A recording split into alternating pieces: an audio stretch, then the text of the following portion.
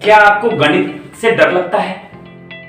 क्या आप डरते हैं गणित के किसी भी अध्याय को छूने से या उससे संबंधित प्रश्न बनाने से?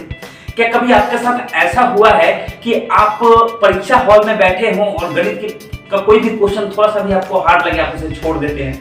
क्या कभी ऐसा हुआ हो कि किसी बच्चे ने आपसे प्रश्न पूछा हो गणित का और आप उससे जो है टाल देते हैं क्योंकि आप उससे डरते हैं? क्या कभी ऐसा हुआ हो कि आपके परीक्षा में किसी भी प्रतियोगी परीक्षा में जब आप बैठे हों तो आपका रिजल्ट केवल इसलिए गड़बड़ हो गया हो कि आपकी मैथ जो था वो आपका मैथ पर कमांड नहीं था, आपकी गणित जो थी वो सही नहीं थी, उस पर कमांड नहीं था। आप कहें कि केवल गणित मेरा थोड़ा सा ठीक रहता, मेरा मैथ थोड़ा सा ठीक रहता तो आज मैं इजीली सिलेक्ट हो गया रहता। कभी ऐसा हुआ है आपके साथ? या दूसरी तरफ बात करूं तो कुछ ऐसे टीचर्स, बहुत सारे टीचर्स को मैंने ऐसा देखा है कि जो केवल 7-8 तक ही पढ़ाते हैं और पिछले 10 साल 15 साल से पढ़ा रहे हैं। उन्होंने कभी आगे जाने की हिम्मत नहीं की। पूछने पर वो तर्क क्या देते हैं कि मैंने बस इतना तक ही ठीक से पढ़ा है, जो मैंने नहीं पढ़ा है वो मैं नहीं पढ़ा सकता। गलत धारणा है। तो आज मैं आपके सामने हर चीज का सॉल्यूशन लेके आया हूं और अगले 5 से 6 मिनट यानी विदिन 10 मिनट के अंदर मैं आपको सारे के सारे सॉल्यूशन जो है देने वाला हूं। और ये वीडियो देखने के बाद आपको जो है गणित से डर नहीं लगेगा, आप प्रयोग करेंगे और जीवन में मजे लेंगे, गणित से खेलेंगे, गणित से। नमस्कार दोस्तों, मैं उमन कुमार सिंह स्वागत करता हूं आपके अपने यूट्यूब चैनल एग्जाम नगरी में। और आपके लिए मैं लेके आया हूं बहुत ही कारगर वीडियो ऐसे लोगों के लिए जिनको मैथ्स पढ़ना जरूरी है, जिनको मैथ्स पढ़ाना जरूरी है, लेकिन कहीं ना कहीं उनको डर लगता है। चलिए सबसे पहले जानते हैं स्टूडेंट वर्ग के बारे में। स्टूडेंट वर्ग के बारे में बात करेंगे, बहुत बड़ा वर्ग है। इसके बाद हम लोग टीचिंग पे भी आएंगे, क्योंकि कुछ स्टूडेंट भी हैं जो आगे चल के उनका एज जो है कुछ ज्यादा हो गया तो वो टीचिंग के बारे में सोच रहे हैं, उनके लिए भी। या उन्होंने कभी पढ़ा था अब भूल गए, या फिर कभी ठीक से पढ़ा ही नहीं था। इसमें मैं भी आता हूं। 10th क्लास तक मैंने भी मैथ्स को बिल्कुल भी नोटिस नहीं किया था। इतना ही पढ़ा जिसमें किसी तरीके से पास हो गया। भागता था मैं मैथ से। मैथ का एम नहीं पता था मुझे, गणित का ग नहीं पता था। तो सब बातें मैं आपको आज क्लियर करने वाला हूं। देखिए सबसे बड़ी समस्या क्या होती है? बेसिक नॉलेज की कमी। आजकल YouTube पर बहुत सारे ऐसे चैनल हैं, बहुत सारे ऐसी चीजें हैं जो आपको बताएंगी कि इस ट्रिक को पढ़ लो 3 सेकंड में प्रश्न बनेगा। मैंने भी ऐसे वीडियोस कुछ 1-2 बनाए थे, लेकिन मुझे कारगर लगे नहीं, मैंने उसको जारी नहीं रखा। तो वो लोग कहते हैं कि 3 सेकंड में ये प्रश्न बनेंगे, बस ये ट्रिक। धांसू सर का ट्रिक देखो। कहते हैं कि मेरे बच्चे बैठे नहीं रहेंगे, कहते हैं ना मेरे बच्चे एग्जाम हॉल में बैठे नहीं रहेंगे। सही बात है, बैठे नहीं रहेंगे, बना तो लेंगे, रिजल्ट भी नहीं आएगा, रिजल्ट भी नहीं आएगा। ऐसा होता है, सारे क्वेश्चन बना के आए हैं, रिजल्ट ही नहीं आया है। क्यों होता है? बेसिक नॉलेज की कमी। बहुत ही डेंजर प्रैक्टिस है, घातक है स्टूडेंट्स के लिए। बिना बेसिक जाने हुए ट्रिक पे काम करना, बिना बेसिक जाने हुए ट्रिक पे काम करना, ट्रिक को याद रखना बहुत ही डेंजरस है। बस याद रखिए कि ये आपके लिए घातक हो सकता है परीक्षा हॉल में। मैं आपको बता दूं, ऐसे वीडियोस को अवॉइड कीजिए जो डायरेक्टली ट्रिक बताते हो। आप हमेशा उन्हें फॉलो कीजिए जो बेसिक से चल के बताते हो, और बेसिक भी बताते हो, ट्रिक भी बताते हो। वो बहुत अच्छे वीडियोस होते हैं और बहुत सारे वीडियोस उपलब्ध हैं। दूसरी चीज, कॉन्फिडेंस की कमी। मैथ्स के पढ़ने के लिए हमेशा से हमारे दिमाग में धारणा होती है कि गणित जो है एक जटिल विषय है, एक हार्ड सब्जेक्ट है और इसे समझने के लिए अच्छा माइंड होना जरूरी है, शार्प माइंड होना जरूरी है। ऐसा कुछ नहीं है। मेरे इतना मोटा माइंड भी किसी का नहीं था मेरे आसपास में। सभी मुझसे मेरे क्लास में सभी तेज थे। मैं तो पिछले बेंच का स्टूडेंट था। कभी कभी तो उस बेंच पर मैं नजर भी नहीं आता था, भाग जाता था पीछे से। तो क्यों? गणित के क्लास में अक्सर ऐसा होता था। तो कॉन्फिडेंस की कमी।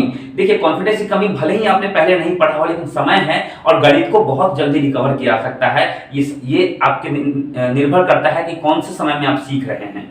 जब मुझे सीखने का समय था, मुझे सिखाने वाला नहीं था और मेरे सीखने की उम्र भी, उतना माइंड विकसित भी नहीं था।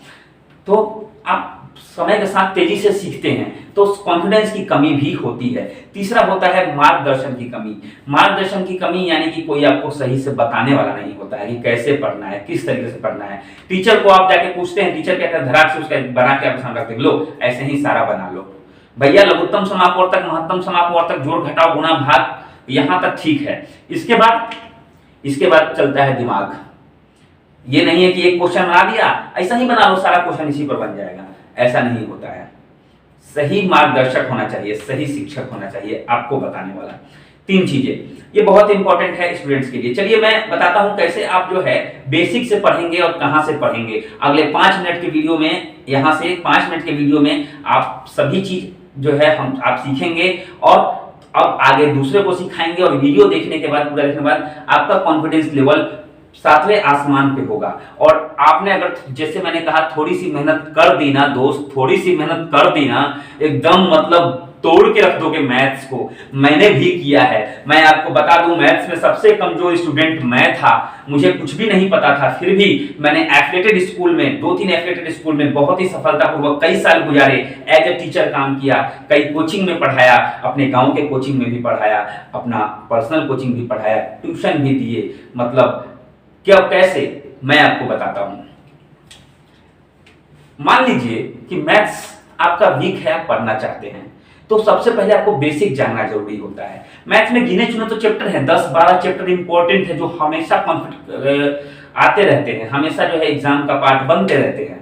अगर आप कंपटीशन की दृष्टि से पढ़ रहे हैं तो 10 को टारगेट कर लीजिए, जैसे कि लाभ हानि हो गया, चक्रवृद्धि ब्याज, साधारण ब्याज हो गया, सांख्यिकी हो गया, त्रिकोणमिति हो गया, अलजेब्रा हो गया, थोड़ा सा नियामक ज्यामिति या नहीं आता है उसमें से प्रश्न, ठीक है, आयु से संबंधित जो प्रश्न आते हैं वो हो गया। उसके बाद अगर आप आगे चलेंगे तो थोड़ा सा जो है क्षेत्रमिति जो चैप्टर है वो हो, क्षेत्रमिति से अच्छे अच्छे प्रश्न आते हैं, क्षेत्रमिति हो गया, ज्योमेट्री हो गया। 10 चैप्टर है गिनती के, एक चैप्टर पे आपको जो है 25 दिन का समय देना है या 20 दिन का। 10 चैप्टर 20 दिन या 200, 6 महीने 20 दिन लगेंगे आपको बनाने में, लेकिन ये 6 महीने आपके मेहनत के दिन होने चाहिए। अब आप क्या करेंगे कि आपने लाभ और हानि उठाया, लाभ हानि उठाया, बहुत अच्छी बात है। देखिए यहां से आपको मैं कहता हूं कि बहुत भयंकर हो जाएगा, कोई टीचर आपके सामने या स्टूडेंट जल्दी टिक नहीं पाएगा, क्योंकि आपके पास बेसिक नॉलेज का ज्ञान है और आप किसी भी ट्रिक को तोड़ सकते हैं, कोई नया ट्रिक निकाल सकते हैं। कैसे? जैसे कि आप क्षेत्रमिति पढ़ रहे हैं तो आप क्या करेंगे, मैंने दूसरा बुक लिया है, मेरे पास मैथ्स की किताब है नहीं, क्योंकि मैं मैथ्स पढ़ता नहीं हूँ, अब दूसरी चीजों पे ध्यान देता हूँ, जीएस वगैरह पे मैं मैथ्स पढ़ता ही नहीं हूँ, मैं एग्जाम में ऐसे ही मैथ्स बनाता हूँ, क्योंकि जो मैंने पहले पढ़ा है और पढ़ाया है वही मुझे अभी तक याद है। कभी रेगुलर प्रैक्टिस की जरूरत नहीं होती है, मैथ्स में समझने की जरूरत होती है। आपने एक चैप्टर उठाया क्षेत्रमिति में क्षेत्र के बारे में बताया रहता है, आयत हो गया, चतुर्भुज हो गया, वृत्त हो गया, त्रिभुज हो गया, यही सब चीजें होती है, मतलब कोई ना कोई क्षेत्र होता है। देखिए ये बेसिक है कि आप क्या पढ़ रहे हैं आपको पता होना चाहिए, आप क्या पढ़ रहे हैं आपको पता होना चाहिए। ऐसा नहीं कि वृत्त उठाया तो सीधे याद कर लिए 2πr, वृत्त की परिधि πr², वृत्त का क्षेत्रफल है ना πr² थीटा बटे 360, त्रिज्यखंड का क्षेत्रफल, ऐसा नहीं चलेगा। आपको पता होना चाहिए कि πr² जो वृत्त का क्षेत्रफल होता है वो कैसे आता है, वो है क्या चीज। 3D फिगर लेके आप चेक कीजिए, आपके टीचर, आपके शिक्षक, या फिर आप सीधे क्या कीजिए, एनसीईआरटी की बुक उठाइए, बीटीबीसी की बुक होती है ना, बिहार एप्लीकेशन वाली, वो वाली उठाइए, है ना, या राज्य की सरकारी स्कूल की किताब सीधे तौर पे उठाइए और आप 5वीं कक्षा 6ठी कक्षा से शुरू कीजिए। पूरा नहीं पढ़ना है, मैं ये नहीं कह रहा हूं। अगर आप चाहे क्षेत्रमिति पढ़ रहे हैं तो सब में क्षेत्रमिति होगा, सब में क्षेत्रमिति होगा, सबकी क्षेत्रमिति 0 से थोड़ा देखिए, उसको समझिए, बड़ा मजा आएगा। आप समझिए कि ये कैसे आया, डिटेल में लिखा था, लोग उसे नहीं पढ़ते हैं, सीधे प्रश्नावली बनाना शुरू कर देते हैं, सीधे एक्सरसाइज बनाना शुरू कर देते हैं, टीचर से पूछे एक्सरसाइज बनाना शुरू कर देते हैं। ऐसे नहीं होगा, मैथ्स में घुसना होता है, ठीक है। जितना मैथ को पेड़ेंगे उतना ही दिमाग खुलेगा, और जितना दिमाग खुलेगा उतना ही मैथ को आप पेड़ने पे मजबूर होंगे।